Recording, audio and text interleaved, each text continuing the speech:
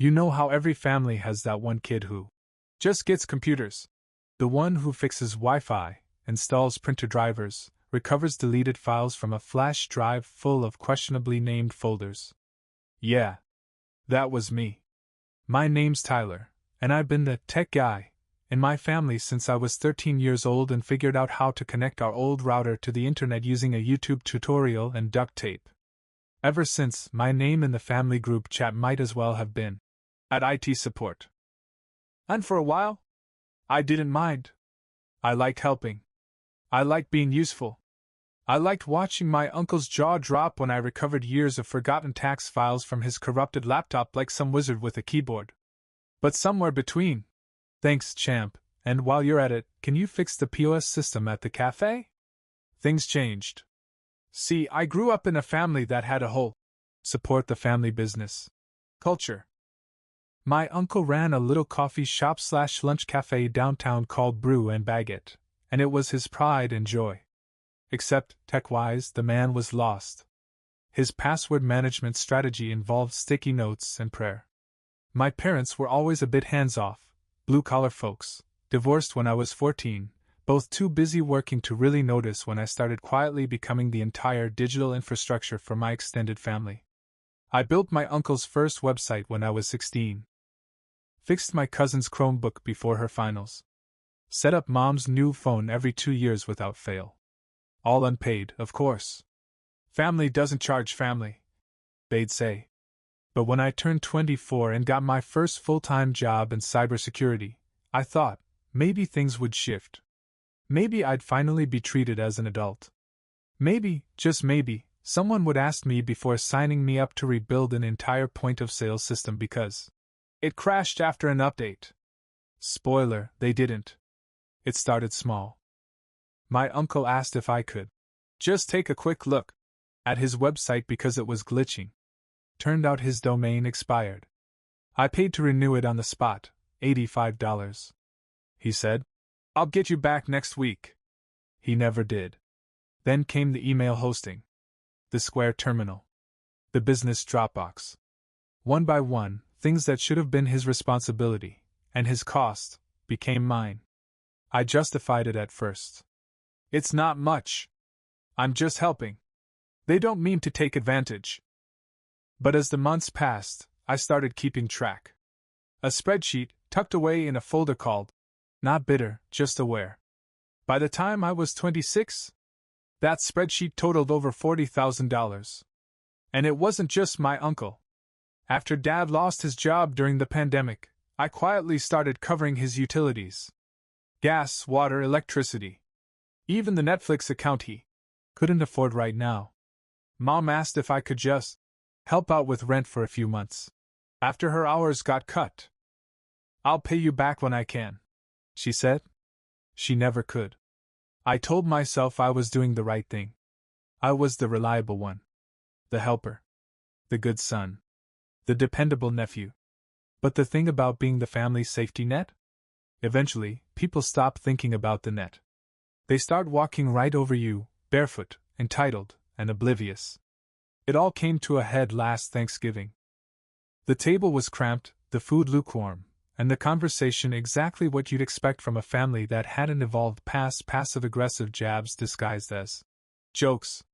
My cousin Derek brought his new girlfriend, who clearly didn't get the memo that sarcasm was our family's love language. She smiled and nodded awkwardly while my uncle launched into a rant about how kids these days have it easy. "And this one," he said, elbowing me, "still fiddles with wires and buttons all day, right? You're what now? Our little IT helper?" He laughed. Everyone else laughed with him. Except me. Something in me snapped. Not dramatically. Not outwardly. Just quietly. Like a switch flipped in the back of my mind. They still saw me as a child. As the backup. The fixer. The family tech gnome who magically made their lives work from behind a screen, while getting zero thanks, zero compensation, and definitely zero respect. And you know what? That's when I made a decision. I was going to stop helping. But not loudly. Not with drama or confrontation. No, I was going to unplug the lifelines I'd silently kept alive for years, one by one. Because sometimes the best way to make someone realize your value is to vanish. It started the Monday after Thanksgiving. No dramatic speeches. No angry texts. No calls announcing, "You've all taken advantage of me for the last time." Nah, that's not my style. I just opened that spreadsheet. Not bitter, just aware. And started making quiet decisions. Line 1, Brew and Baguette. Website hosting renewal, $29.99/month. Cancelled. I figured I'd start there. It wasn't even noticeable. The site wouldn't go down for another 28 days. Plenty of time for someone to get a little email warning, right? But of course, no one checked. Then came the email server. I had created it using a custom domain because, apparently, my uncle thought @Gmail looked unprofessional.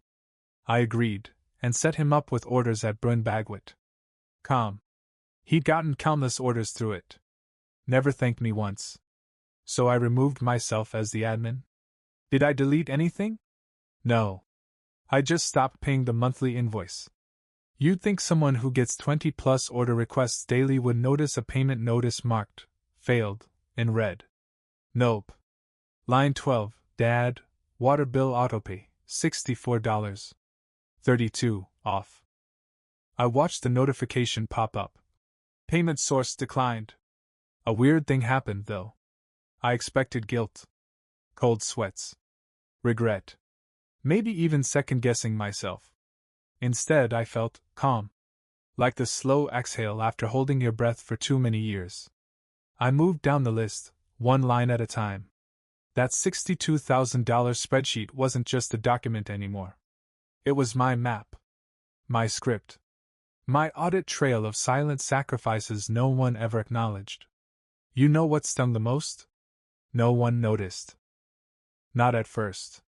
It was like watching people float on a raft you built, patched, and kept inflated while they sunbathed and tossed drinks over the side, and then calmly stepping back to let the raft start deflating. Slowly. Quietly.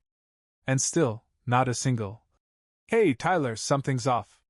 So I went deeper. Mom's rent. I'd been sending her landlord monthly Zelle transfers labeled "Mom Red Heart." She told people she made it work after the divorce.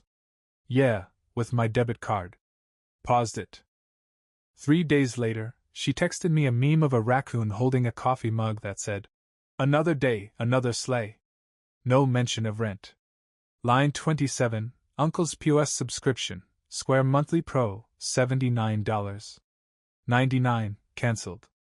You'd think running a business would make you pay attention to your tools. But my uncle? He just kept tapping the touchscreen, like a monkey who doesn't realize the batteries are gone. And then came the first crack. Thursday morning, I got a group text from him. "Hey, anyone else having trouble with the site? Can't access the backend or update the menu." A beat. Then, "Also orders at Bruin Bagwit isn't working." Weird. I didn't respond. Instead, I grabbed my coffee, opened my laptop, and updated the spreadsheet with 2 more rows. White heavy checkmark website offline. White heavy checkmark email inactive. I added a column labeled "Date they noticed." Then sat back and waited. Friday, Dad called. Twice. No voicemail. Then texted, "Did the power company change banks or something?" "No, Dad. They didn't." I didn't reply. He called again that evening, sounding annoyed, not worried. "Why's the bill under your name anyway? Thought I changed that." "You didn't. You never did. Can you fix it?" That was the first time I typed something, and then deleted it. I hovered over a sarcastic response. Thought about writing, "Ask your grown adult son for help instead of your little IT helper." But I didn't send anything. I just replied, "I'm sure you'll figure it out." No smiley face. No exclamation point. Just silence after that. Then came the real fun. Sunday morning. A frantic voicemail from my uncle, actually 3. Apparently, the point-of-sale terminal crashed in the middle of brunch rush. Orders weren't syncing. Kitchen couldn't see tickets. Staff was scribbling orders on paper napkins. He said, and I quote, "Bro, I think we got hacked." "You're good with that stuff, right?" I laughed. Out loud. In my apartment. Alone. Like a crazy person. Then he texted me. "Hey, can you check if the site's been DDoSed or something? I think it's serious this time." This time. As if every other time wasn't my problem too. No, please. No, thanks. No acknowledgement that I'd built every inch of their tech ecosystem while working a full-time job of my own. I didn't respond. Instead, I pulled up Google Domains and clicked Disable Auto-Renewal on bruinbagwit.com. They had 3 weeks left.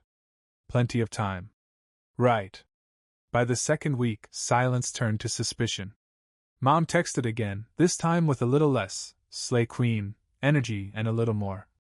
"Hey, just noticed rent hasn't gone through. Did you change banks or something?" I stared at the message.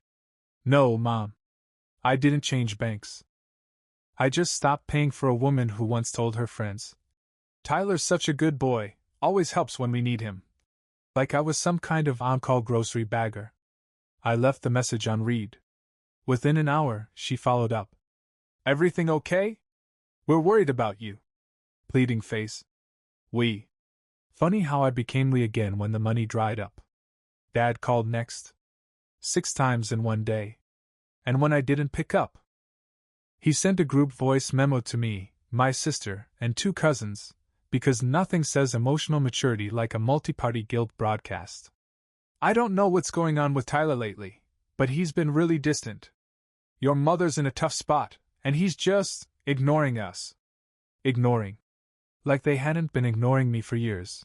Ignoring every bill I paid, every email I configured, every update I made at 2 a.m.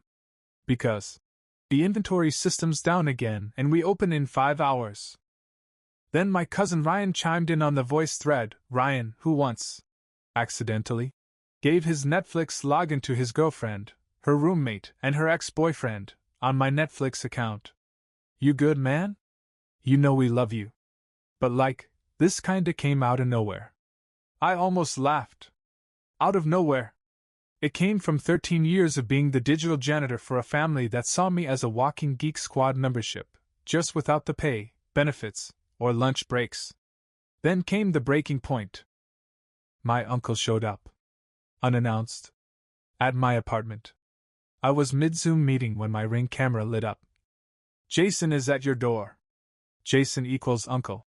Just our little IT helper. Himself. He rang the bell 3 times. Then banged on the door.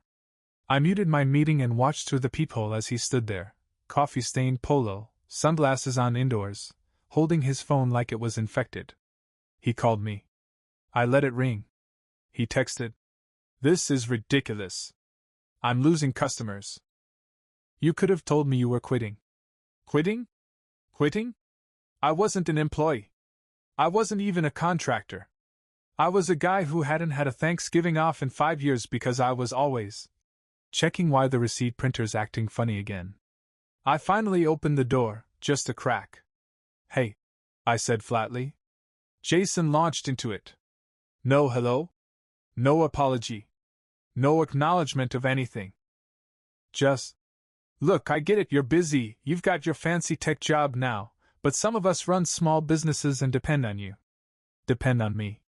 Like I was his IT umbilical cord. I asked, "Do you know how much I've spent on your cafe?" He blinked. "Huh. Hosting. Email. POS. Dropbox. All of it." He scratched his head. "I thought that stuff was free with Google or something." I stared. Free. With Google. My eye twitched. It's been over $11,000 just from my pocket. I have a spreadsheet. Jason scoffed. "Okay, well, if you wanted me to pay for it, you could have just said something instead of, I don't know, sabotaging the whole shop?" Sabotaging. There it was. The magic word. He didn't think of it as me pulling out of his free ride. No, to him, it was sabotage. An attack. Because when you stop being useful, people who relied on your silence get real loud. I didn't yell. I didn't curse.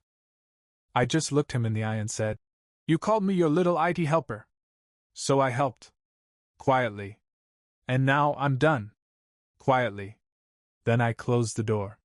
Jason stood outside for a moment longer, muttered something I didn't hear, and walked off, texting as he went, probably rallying the troops.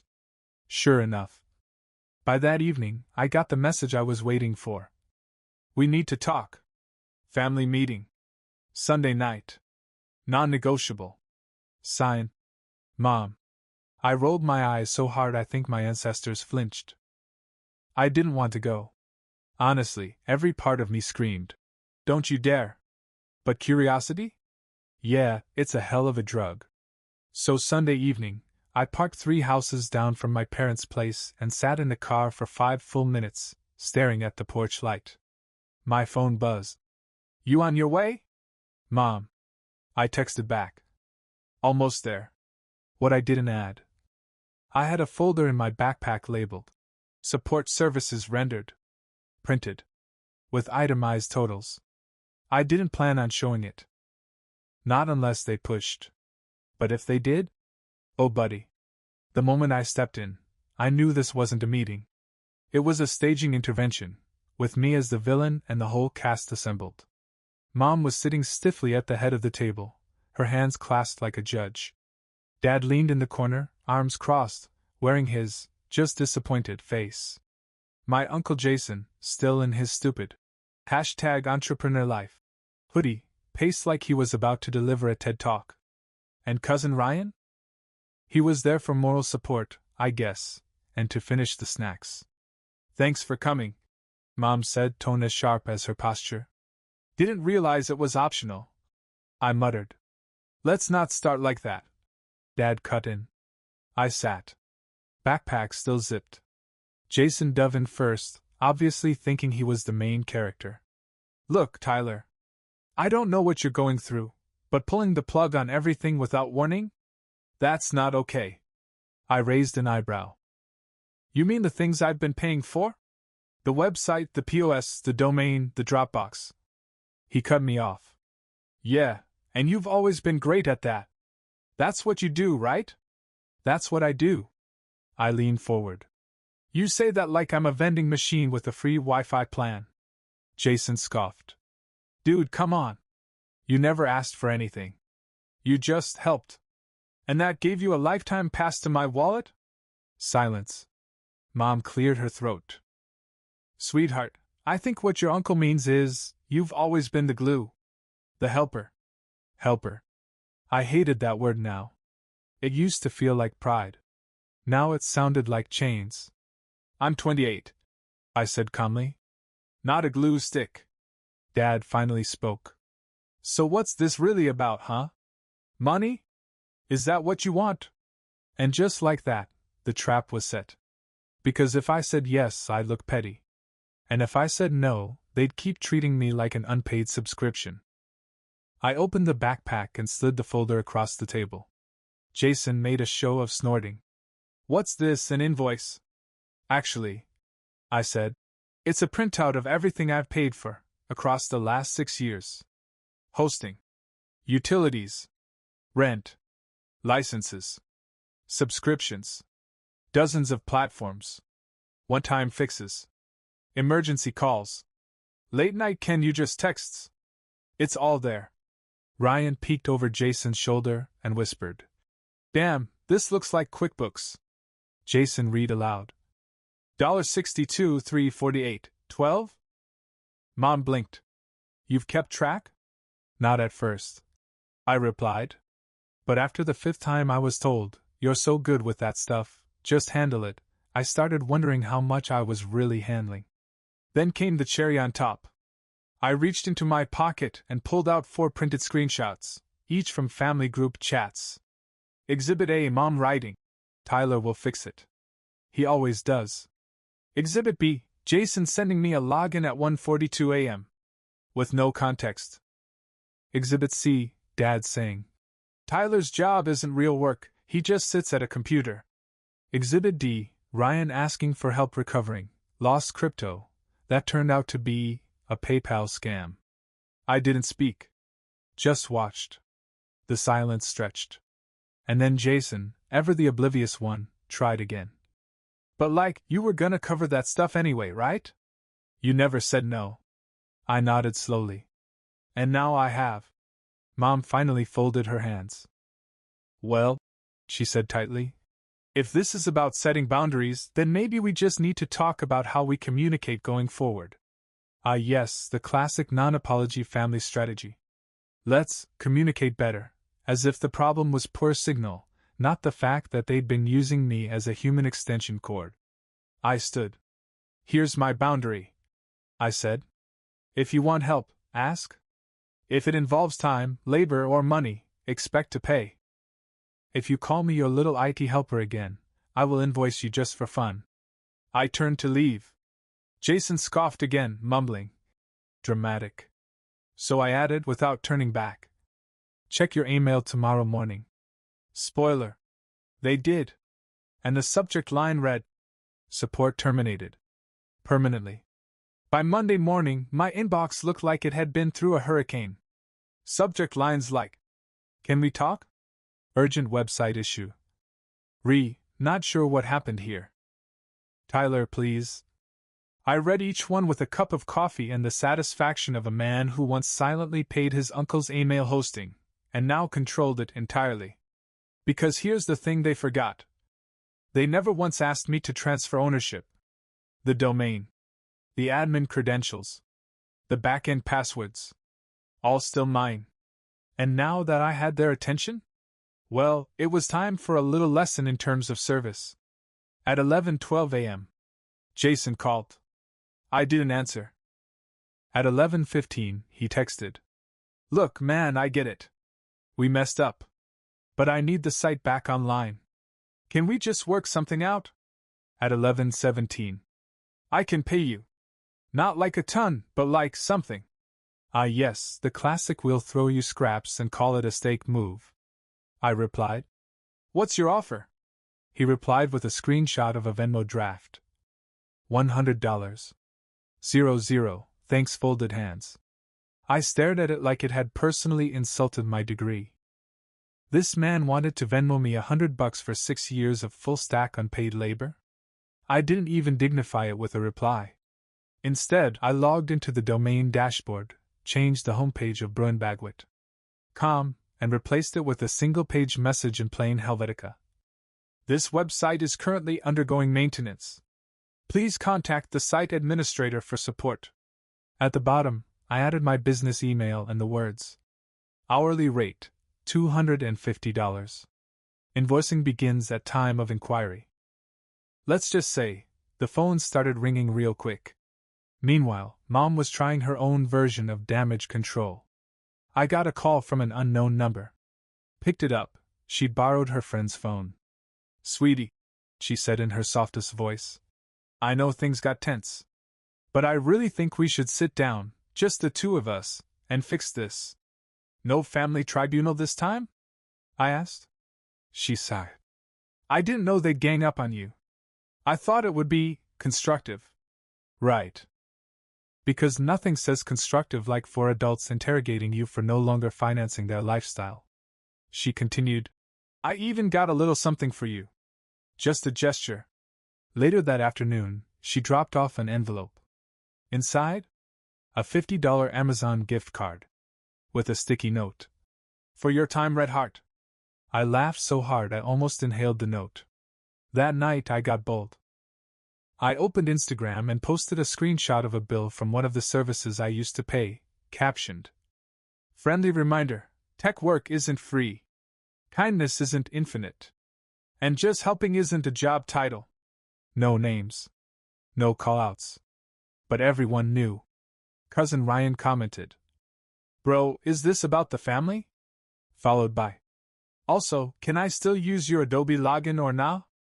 I ignored both. But I did send him a calendar invite for a consultation, with the rate, $200 per hour. He declined. Shocker. Now here's where it gets funnier. 3 days later, Jason, my brilliant entrepreneur of an uncle, tried to hire another guy to fix everything.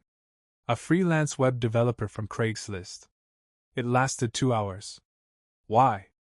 Because when the dev asked for the admin login and domain access, Jason realized he had no credentials, no backups, no idea who controlled what. He called me, again. Voicemail. Okay, I admit it. You were right. Can we please just go back to how things were? I texted back. Unfortunately, the trial version of HelperBot v1.0 foot has expired. Please upgrade to Tyler Pro to continue. Then I attached an invoice, $1,850, just to get the site back up and migrate ownership properly. You know what he replied? That's insane. Your family. So I sent him a second invoice, $3,200. New line item. Late fee for disrespect. I know. Petty. But sometimes being petty is just a fancy way of saying, you finally respected your own time. By the end of the week, I could smell the panic through my phone screen. Jason was melting down. His Yelp reviews tanked, people complaining about orders lost, a broken online menu, inconsistent hours. And apparently, the Square register finally stopped syncing entirely. His handwritten tickets kept getting double-charged or forgotten altogether. One review just said, "Guy blamed the cloud for my quiche being 40 minutes late." Meanwhile, the other developer he'd hired sent him an invoice and blocked him the same day. Turns out, nobody likes walking into a burning server room with no water, no hose, and the arsonist asking for a discount. Then came Mom. Again. She called me using Dad's phone this time, switching it up like I was a collection agency. I picked up. "Hi, Mom." "Oh, good. You do answer." I was starting to think you'd block me. I didn't have the energy for the guilt trip, so I stayed quiet. She went on, syrupy sweet. "Listen, I talked to your uncle. He's in a really rough spot. We all are, honestly. And I know you're upset, but maybe you can find it in your heart to." "To do what?" I said. "To just help. One more time. For the family." That phrase. For the family. The same phrase she used when she handed me a broken Chromebook the day before her birthday and said, "Just fix this while I get ready, it's your gift to me." The same phrase she used when she asked if I could set up a home office for her new boyfriend, which turned out to be a 2-bedroom Airbnb she was secretly renting. I sighed. "Mom, I have helped. For years." She softened her voice. "Then why does it feel like you're punishing us now?" "Because you're only calling when you're losing something," I wanted to say. But instead I asked, if I hadn't stopped paying, would anyone have noticed? She didn't answer. Just sniffled. "I raised you better than this," she whispered. That part got me.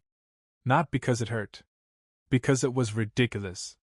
I wanted to reply, "No, you raised me to never complain and always give." But I didn't say it. I just hung up. Later that night, I logged into the domain one last time. And I started working on the final message. Because if they wanted a wake-up call, I was gonna write it in bold. Meanwhile, the cafe got worse. Someone in the local Facebook group posted a blurry video of a customer yelling inside. "You said I could pay online." Jason's reply? "You can, just not right now. It's complicated. There was a cyber situation." A cyber situation. I laughed so hard I nearly fell off the couch. But then, the final breadcrumb arrived. An envelope. Handwritten. No return address. Just my name. Inside was a folded piece of notebook paper. In my mom's handwriting. "I'm sorry. We took you for granted. We didn't know how much. Please don't cut us off entirely. No money. No gift card. Just that." And while it didn't change my decision, I'll admit it gave me pause. Not because it was sincere, but because it was the first time she said anything without pretending I owed her. Still, it was too late. Because the next morning, the alert system I'd programmed kicked in. One by one, every connected account, website, domain, emails, autopay services, pinged them with a final status update. Each message was labeled Support terminated, final notice. Each one ended with a footer that read, "This digital support system has been deactivated after exceeding all available grace periods, boundaries, and unpaid labor. For technical assistance, please consult YouTube tutorials. Or Google. Or your favorite nephew." Jason tried to call. Dad tried to text. Mom sent a thumbs-up reaction to her own apology message. I didn't answer any of them. But I did save the emails. Every single one. 3 days later, the domain expired. I had turned off auto-renewal weeks ago, not out of spite, but because I figured if Jason really wanted to keep Bruinbagwit.com, he could cough up the $14.99 for it. Spoiler. He didn't. He assumed, like always, that someone, Tyler, would renew it in the background while he focused on the vision. So when the domain hit the public market again, I was ready. I bought it. Myself. And then, I had a little fun. First, I redirected it to a simple landing page with one line in bold Helvetica. This site has been reclaimed by its unpaid developer. Support has officially ended. But I wasn't done. Below that, I added a big flashy button. Visit Tyler M. Tech? Dev, Professional IT Solutions, with invoices this time. And under that? A live countdown clock, tracking how long it had been since Jason paid a single dime for 6 years of digital support. It updated by the second. The next morning? Group chat mayhem. Jason. Bro, did you buy my domain? Ryan. Wait, why is your cafe's site redirecting to Tyler's homepage skull? Dad. Son. This is completely inappropriate. Mom. This is too far. Jason again. You made your point. Seriously, take it down. You're hurting the brand. I waited 5 minutes. Then typed. You always said I was just the IT helper. So I helped, with the exit process. And then I quietly left the chat. That same afternoon, the cafe's Facebook page got bombarded. Someone screenshotted the domain redirect and shared it in the local foodie group. Caption. Guess Brew and Baggett's tech guy had enough face with tears of joy. It got 418 likes and dozens of comments. LMAO, this is what happens when you don't pay your nerds. OMG Tyler, if you're reading this, iconic. Realest tech revenge I've ever seen. My inbox? Blew up. A web designer from Portland med me. Respect, bro. This is the most elegant middle finger I've ever seen. But the best part? Jason's biggest competitor, another local cafe owner, reached out. He'd seen the post. He'd clicked the redirect. He wanted to talk. We met that Friday. His name was Deshaun. Chill guy, sharp as hell. I don't just want a website. He told me. I want you. Full stack. Full control. Full pay. By Monday, I'd signed a $4,500 onboarding contract. And by the next week, I had 2 retainer clients lined up, both small businesses that saw my redirect and wanted whatever that was. Then the invitation came. Not from my family. From a local tech meetup group. They'd seen my viral redirect, loved the story, and wanted me to speak at their next event. Topic? Don't be a Jason, how to avoid burning out your tech people. I stood in front of a room full of startup founders, small biz owners, and students, all nodding along as I talked about boundaries, family exploitation, and the danger of confusing helping with serving. One guy raised his hand and said, So, did the cafe guy ever apologize? I laughed and said, He did. Just not with money. That got applause. Meanwhile, Jason was falling apart in slow motion. Someone sent me a blurry video from a Tuesday morning, Jason in the cafe, yelling at a new employee because he couldn't get the backup register to work. Another one caught him muttering something about tech sabotage to a customer, who promptly left without buying anything. At some point, he tried launching a news site. Bruinbagwit.net. It redirected, again. But this time, to a 404 page. Because he forgot to pay that one too. I didn't touch it. Didn't need to. Sometimes people do the work for you. And the domain? I kept it.